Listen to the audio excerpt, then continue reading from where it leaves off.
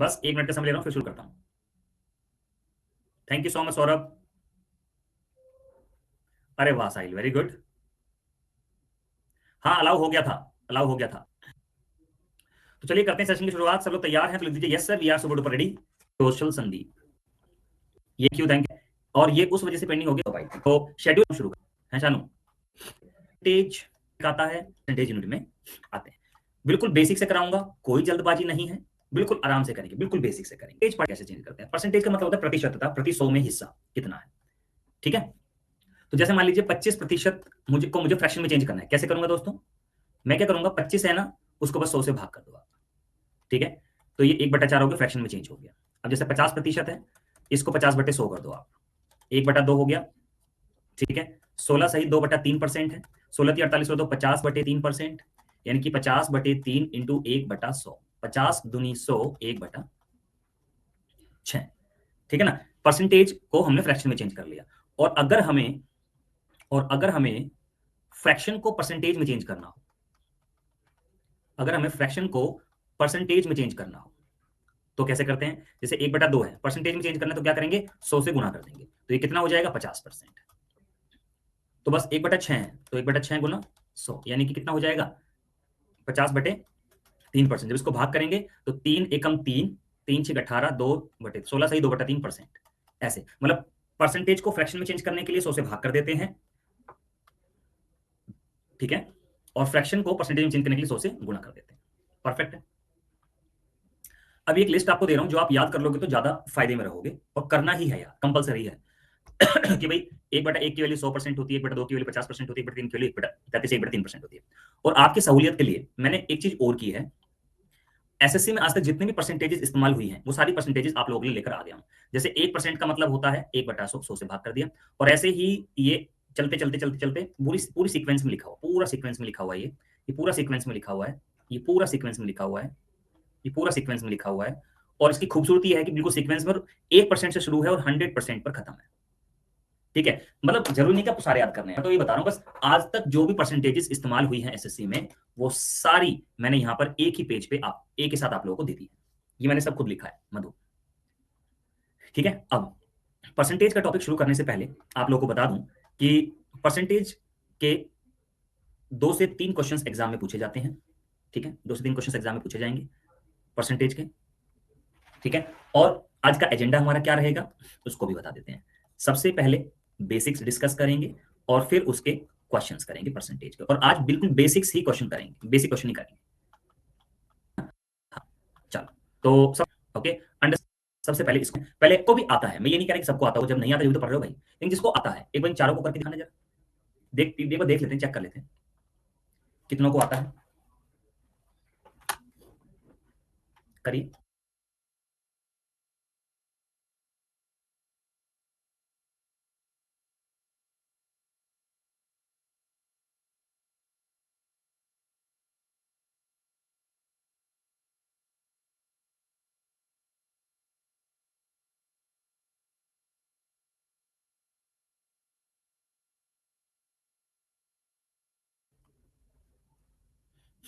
हाँ, बस इसमें एक ही बात याद रखनी है, जिससे तुलना करते हैं उसको बटे में लिखते हैं। क्या कहा?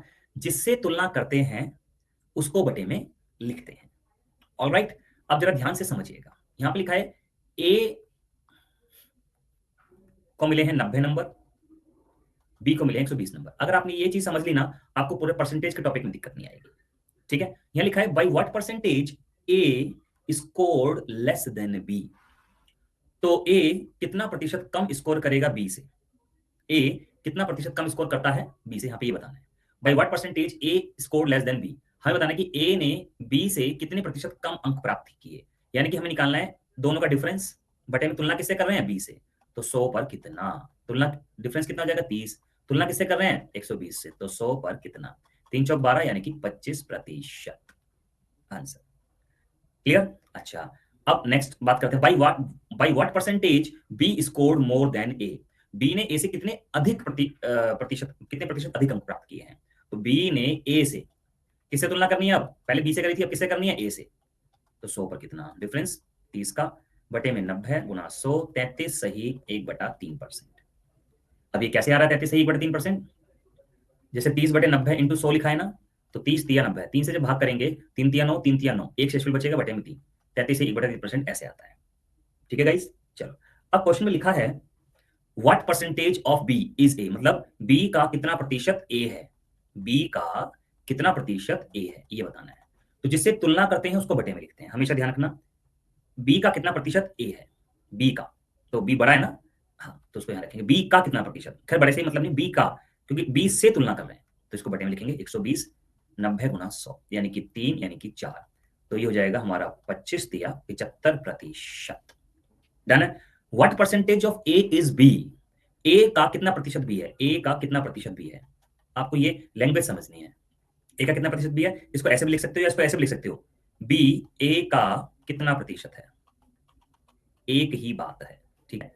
बी ए का कितना प्रतिशत है, तो बस ए का, बी 100 पर कितना, 4/3 यानी कि 400/3%।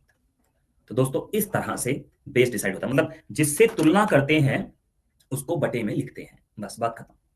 जिससे तुलना करते हैं उसको बटे में लिखते हैं। डन है जी। चलो अब क्वेश्चन करते हैं और क्लियर हो जाएगा आपको। पहले एक बार इसका स्क्रीन एक बार इसको सॉल्व करें, आप लोग सॉल्व करिए एक बार इसको।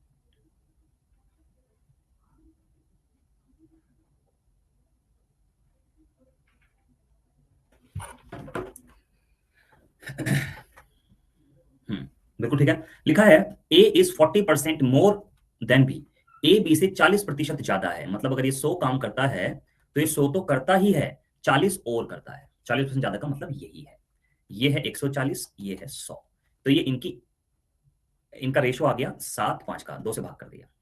हमें बताना है कि what percent B is less than A, B A से कितना प्रतिशत कम है, बी ए से कितना प्रतिशत कम है।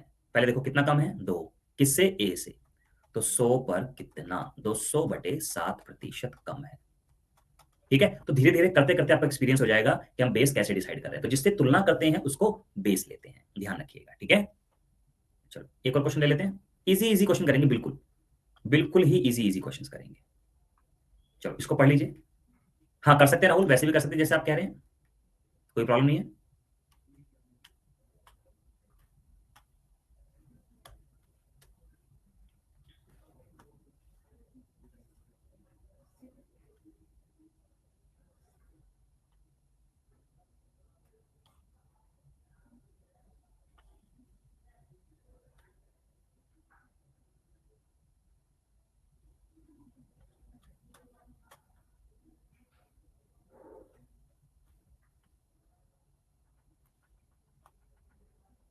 लिखा the difference between the 28% of A number and 23% of that number is 132। What is the 20% of that number, उस नंबर का 20% बताना भैया। किसी नंबर के 28% में और 23% में, यानी कि 5% का अंतर है, 132 का अंतर है यहाँ पर, आपको उस नंबर का 20% बताना है। तो जब इसमें अंतर 5% का है और ये 132 के बराबर है, हमें 20% की वैल्यू चाहिए, तो 20% की वैल्यू कैसे निकालेंगे, बस आप क्या करो, 4 की मल्टीप्लाई कर दो, तो 4 की मल्टीप्लाई यहाँ भी कर दो आप। ठीक है, तो 528, 4 दूनी 8, 4 के 12, 4 5 लो जी, उस नंबर का 20% 528 आ गया। 4 की मल्टीप्लाई इसलिए की है सोफिया क्योंकि हमें 20% बनाना था, नहीं तो फिर बच्चों की तरह करोगे। 5% का मान 132, 1% का मान 132/5, फिर 100% का मान 132/5 गुना 100, तो ये हो गया 20, सॉरी हमें तो 20% की वैल्यू चाहिए ना, हाँ तो क्या करोगे, 20% की वैल्यू निकालोगे तो 20 की मल्टीप्लाई कर दो, 5 चौक 20, देखो अभी भी तो 4 की मल्टीप्लाई हुई, तो इतना कैलकुलेशन बचाने के लिए हमने क्या किया कि भाई 4 गुना हो रहा है ना ये, तो ये भी 4 गुना कर दो, बात खत्म, आंसर आ जाएगा आपका। डन है जी, डन। आगे बढ़ते हैं, पढ़ लीजिए इसको ध्यान से।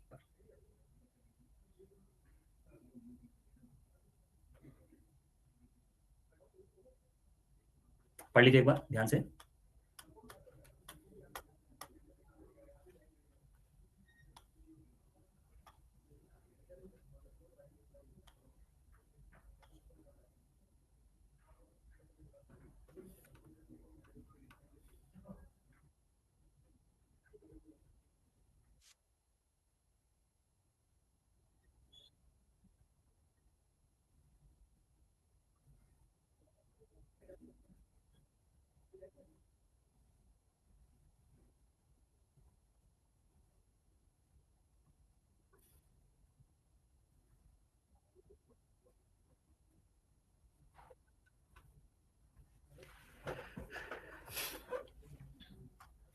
देखिए क्वेश्चन में लिखा हुआ है, in a library 20% books are of Hindi. शेष का, देखिए in a library 20% books are of Hindi and 50% of the rest are of English and 30% of the rest are of French and rest 6300 books are of mathematics. Find the initial number of books in the library. Okay, अब जरा ध्यान से मेरी बात को समझिएगा सब लोग। 20% बुक्स हिंदी की हैं, 20% किताबें हिंदी की हैं, यानी कि 1/5। फ्रैक्शन में कैसे चेंज करते हैं आपको पता है, 100 से भाग करके। बची हुई का 50% इंग्लिश की किताबें हैं, मतलब 1/2, और बची हुई का 30% फ्रेंच की किताबें हैं, मतलब 3/10, और बची हुई किताबें 6300 हैं जो कि मैथमेटिक्स की हैं। अब इसको चेन रूल से करते हैं। मैं आपको आज चेन रूल सिखाता हूं, बहुत ही शानदार मेथड है। जैसे 5 किताबें थी लाइब्रेरी में, एक किताब हिंदी की है तो 4 किताब बच गई। 2 किताबें थी लाइब्रेरी में, एक किताब इंग्लिश की है तो 1 किताब बच गई। 10 किताबें थी लाइब्रेरी में, 3 किताब फ्रेंच की हैं तो 7 किताबें बच गई।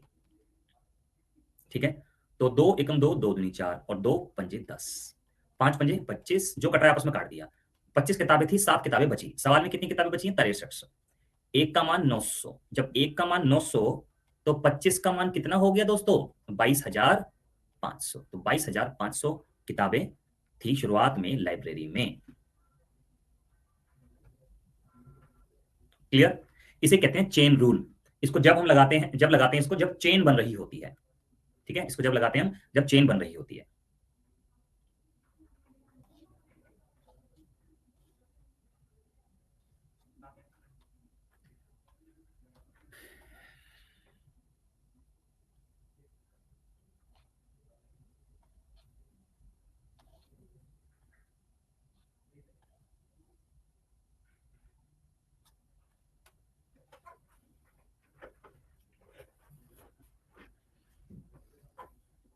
ठीक है, एक बार और रिपीट कर देता हूं, कोई बात नहीं। देखो 5 किताबें थी, एक निकाल ली तो 4 बची।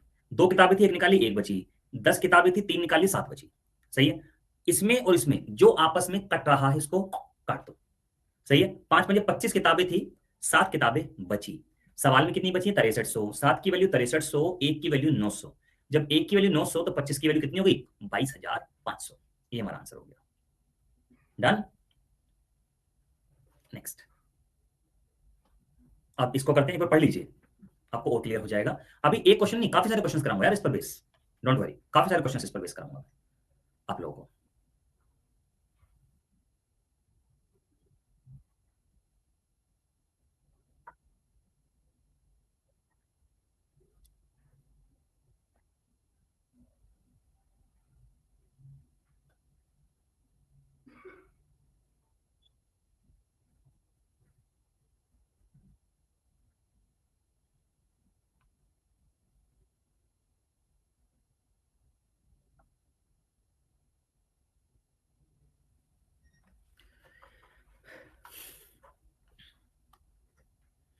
लिखा है, price of bullet depreciates 10% every year. एक बुलेट बाइक है, उसका प्राइस हर साल 10% घट जाता है। चेन होगी तभी बनेगा ये शिवम, चेन नहीं होगी तो फिर तो बहुत आसान क्वेश्चन हो जाएगा। हाँ जी राकेश जी नमस्कार। ठीक है, 1/10। तो after 3 year price of bullet becomes 5,832। मतलब कहने का ये है, यहाँ लिखा प्राइस और बुलेट इनिशियली और ये बाद वाला। मान लो 10 रुपए प्राइस था, एक घट गया 9 बचा। 10 रुपए प्राइस था 9 बचा। 10 रुपए प्राइस था 9 बचा। सही है ना? मल्टीप्लाई कर देते हैं। 1,000 रुपए प्राइस था, 729 बचा। क्लियर? 1,000 प्राइस था, 729 बचा। ओके, सवाल में कितना बचा है? 5,832 रुपए। यहाँ पे भी चेन बन रही है। डेप्रिसिएशन होता क्या है, हर साल जितनी वैल्यू होती है उस पर डेप्रिसिएशन लगता है, तो हर साल 10% कीमत घट रही है ना। तो बस एक की वैल्यू कितनी आ गई, इसको से भाग करो, 8 बार भाग जाएगा। ठीक है, एक की वैल्यू 8 तो 1000 की वैल्यू 8000, यानी कि 8000 रुपए की बाइक थी वो शुरुआत में। लो जी, आपका आंसर आ गया। बात क्लियर हुई सभी को? डन है?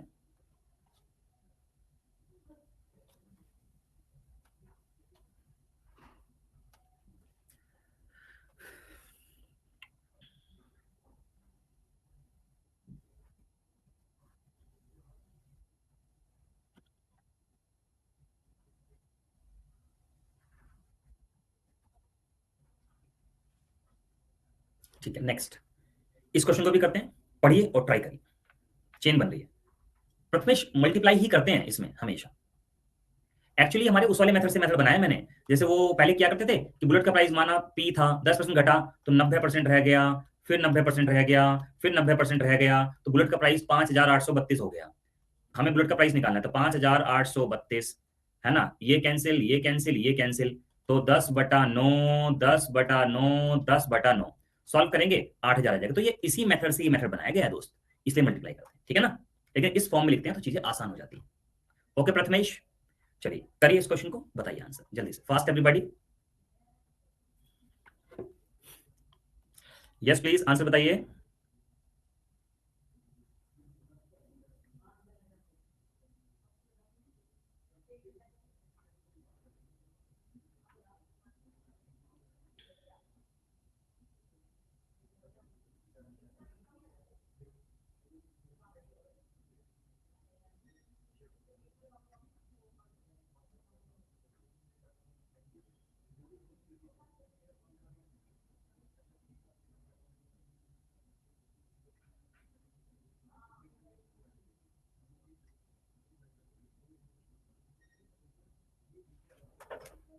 पढ़ लीजिए जल्दी से और बताइए आंसर।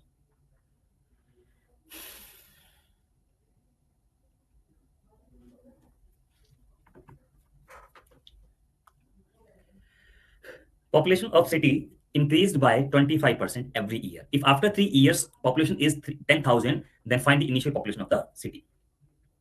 ओके, अब जरा ध्यान से समझिएगा सभी लोग। भाई 25% है ना, 25% को मैं 1/4 लिख सकता हूँ। पहले पॉपुलेशन थी 4, 1 बढ़ गई 5 हो गई, 4 थी 5 हो गई, 4 थी 5 हो गई।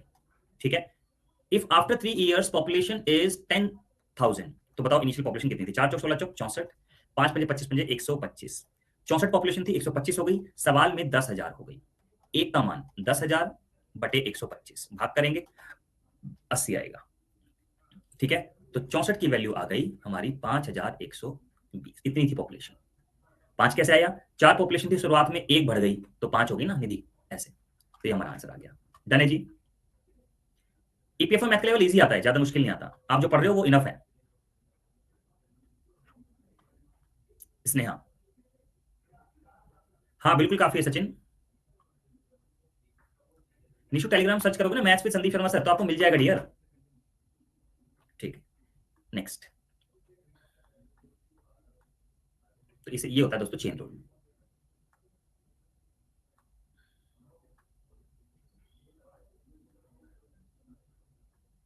ठीक है, चलिए इसको पढ़ लीजिए एक बार, वोटिंग पर बेस क्वेश्चन है, पढ़ लीजिए गाइस जल्दी से।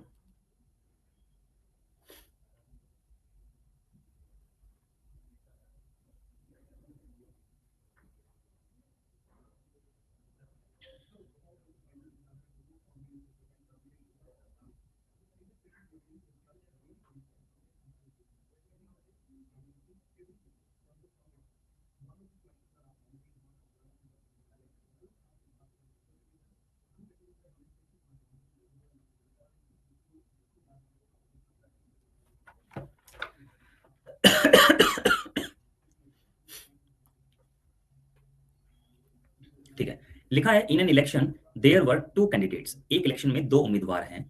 फर्स्ट कैंडिडेट गेट्स 84% वोट, पहले कैंडिडेट को 84% वोट मिले हैं। ही विंस बाय 476 वोट्स, और वो 476 वोटों से जीत गया। Find the total number of votes, total number of votes आपको बताने हैं। ध्यान दीजिएगा, टोटल 100 वोट है, टोटल 100 वोट है। ठीक है, 84% वोट जीतने वाले को मिले, हारने वाले को मिले होंगे 16। जीतने वाले को हारने वालों से 68 वोट ज्यादा मिले। सुन लीजिए, टोटल वोट 100 है, जीतने वाले को 84% मिले तो हारने वाले को बाकी बचे हुए मिले होंगे। जीतने वाला हारने वाले से कितने वोटों से जीता? 68 वोटों से। सवाल में कितने वोटों से जीता है? 476 वोटों से। तो एक की वैल्यू 7 वोट आ गई। जब एक की वैल्यू 7, तो 100 की वैल्यू 700 वोट आ गई। आंसर डन है जी। सबको क्लियर है तो बताएं। इजी। 68 कैसे? प्रथमेश देखो, 84 में से आप 16 घटाओगे तो 68 ही तो आएगा दोस्त। नेक्स्ट पढ़ लीजिए इसको।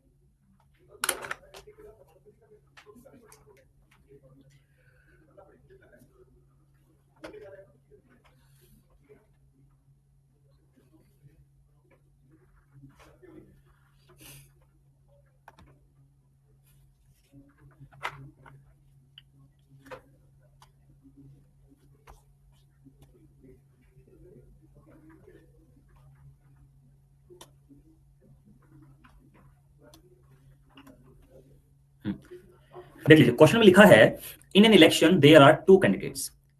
एक इलेक्शन में दो कैंडिडेट हैं। Okay, if total votes are 7500, अगर कुल वोटों की संख्या 7500 हो and 20% of the total votes declared as इलेड, winner candidate 55% of the total votes received by it. देखो भाई, टोटल वोट थे 7500, 7500 वोट में से 20% वोट अवैध घोषित कर दिए जाते हैं। अवैध घोषित कर दिए जाते हैं। तो जब 20% अवैध घोषित कर दिए गए तो इसका मतलब यह हुआ कि 80% वैलिड है। तो 7500 का 80% वैलिड है, यानी कि 6000 वैलिड वोट हैं। 6000 वैलिड वोट्स हैं। क्लियर है? अच्छा, विनर कैंडिडेट को वैलिड वोट का 55% प्राप्त हुआ है। विनर कैंडिडेट को वैलिड वोट का 55% प्राप्त हुआ है। तो भैया हारने वाले को 45% प्राप्त हुआ होगा। तो बस आपको बताना है हारने वाले को कितना प्राप्त हुआ। तो 6000 का 45% निकाल लो, ये कैंसिल, 2700 वोट प्राप्त हुए हारने वाले को। बस खत्म हो गया। आया समझ में सबको?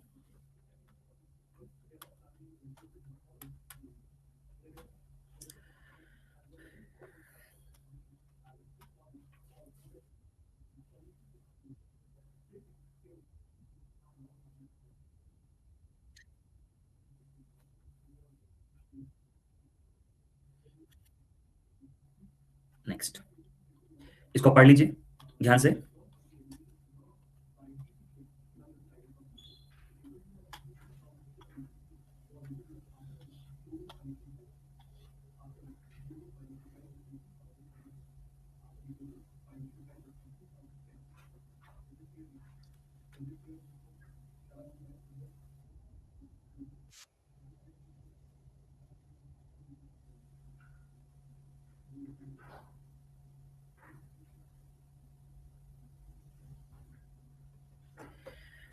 ठीक है, देखिए क्वेश्चन लिखा है in an election there were two candidates. एक इलेक्शन में दो उम्मीदवार थे।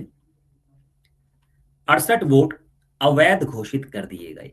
68 votes declared as invalid. Winner gets 52% of the valid vote. जीतने वाले को वैध मतों का 52% प्राप्त हुआ है। ही विंस बाय 98 वोट, और वो 98 वोटों से जीत गया।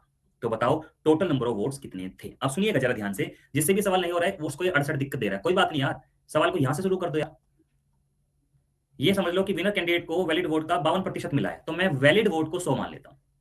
मैंने मान लिया कि भाई साहब वैलिड वोट 100 थे। क्या था? वैलिड वोट कितने थे? 100 थे। जीतने वाले को वैलिड वोट का 52% मिला, तो हारने वाले को 48% मिला होगा। जीतने वाले को हारने वाले से 4 ज्यादा मिले हैं। सवाल में 98 वोटों से जीता है।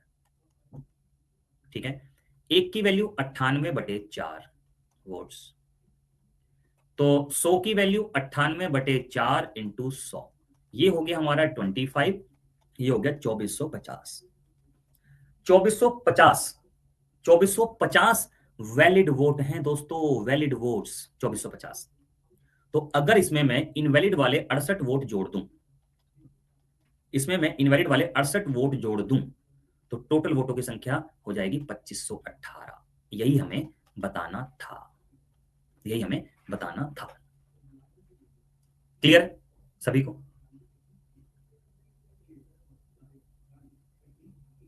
डन है। चलो एक क्वेश्चन और कर लेते हैं, थोड़ा अच्छे लेवल का और।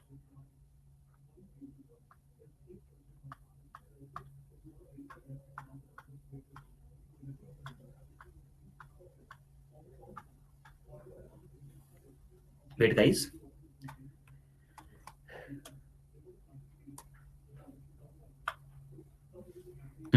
तो करिए इस क्वेश्चन को, बताइए आंसर। क्या मेरी ऑडियो वीडियो अभी ठीक आ रही है आप लोगों को? अभी ठीक आ रही होगी आप लोग, ठीक है। करिए इस क्वेश्चन को, एक बार पढ़ लीजिए, बहुत ही अच्छे लेवल का सवाल है दोस्तों, पढ़ लीजिए गाइस।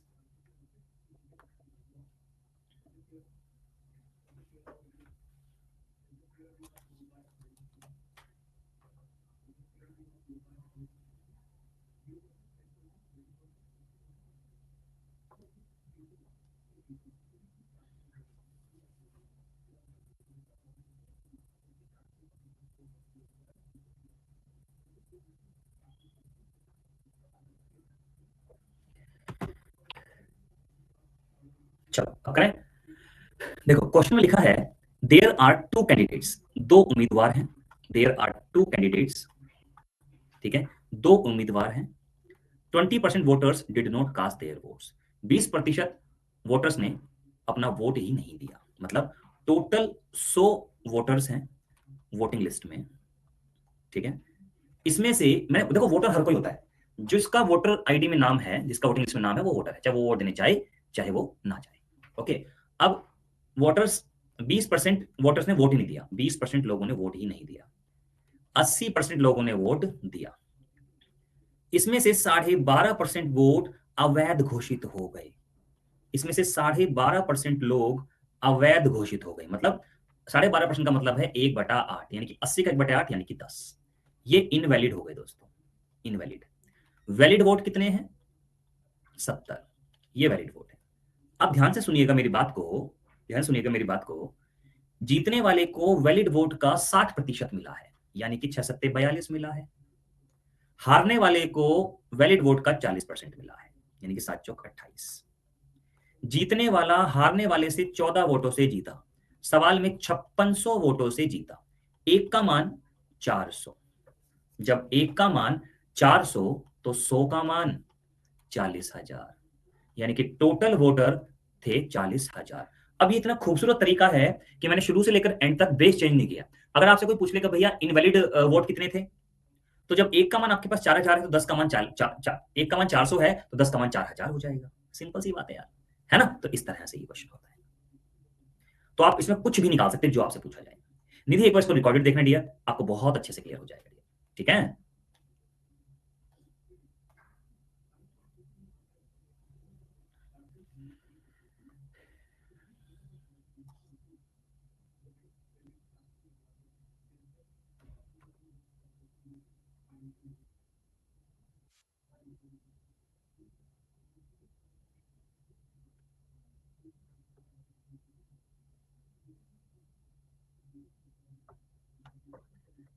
नेक्स्ट, वो एक बार राहुल देख लीजिएगा जरा अपने शेड्यूल में, उसमें पता चल जाएगा डियर आपको।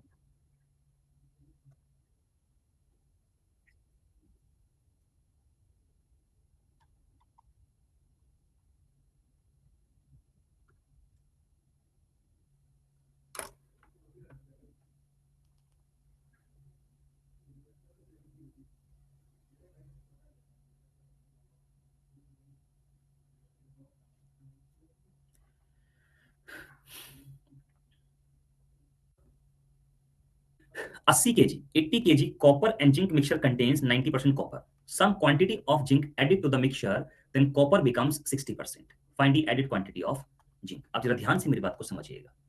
80 kg copper and zinc mixture है, 80 kg copper and zinc mixture है, जिसमें 90% कॉपर है, तो 10% जिंक होगा भाई, ठीक है। अब कह रहे हैं कि इसमें कुछ जिंक मिलाया गया जिससे कॉपर 60% हो गया। जब कॉपर 60% है तो जिंक 40% है।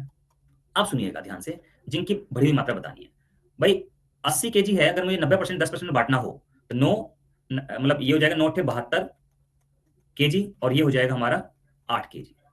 भाई 80 का 10% 8 केजी, बचा हुआ कॉपर है। हमने यहाँ पर सवाल में जिंक को मिलाया है, तो भैया कॉपर तो सेम रहेगा यार दोस्तों, यानी कि 60% का मान 72 केजी के बराबर।